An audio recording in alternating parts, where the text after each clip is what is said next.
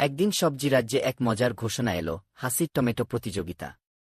যে টমেটো সবচেয়ে মজার হাসি হাসতে পারবে সেই হবে চ্যাম্পিয়ন। প্রতিযোগিতার আগে টমেটোরা হাসির অনুশীলন শুরু করল। কেউ হাসছে চিড়িয়াখানার বাদরের মতো, কেউ আবার কাঁপছে হাসতে গিয়ে। শেষ পর্যন্ত প্রতিযোগিতার দিন এলো। এক এক করে টমেটোরা মঞ্চে উঠছে, আর হাসির ঢেউ বয়ে যাচ্ছে চারপাশে।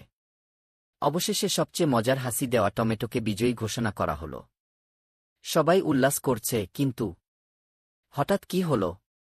ঠিক যখন বিজয়ী টমেটো মুকুট পরে উচ্ছ্বাস করছে, তখনই এক দুষ্টু বেগুন পেছন থেকে দৌড়ে এলো।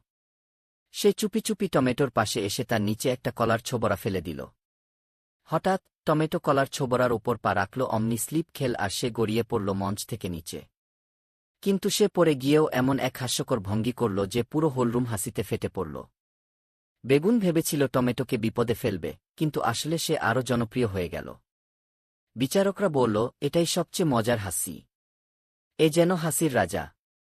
রাজা গাজর ঘোষণা দিল, আজ থেকে এই প্রতিযোগিতা শুধু একজনের নয়, সবাই মিলেই হাসার উৎসব।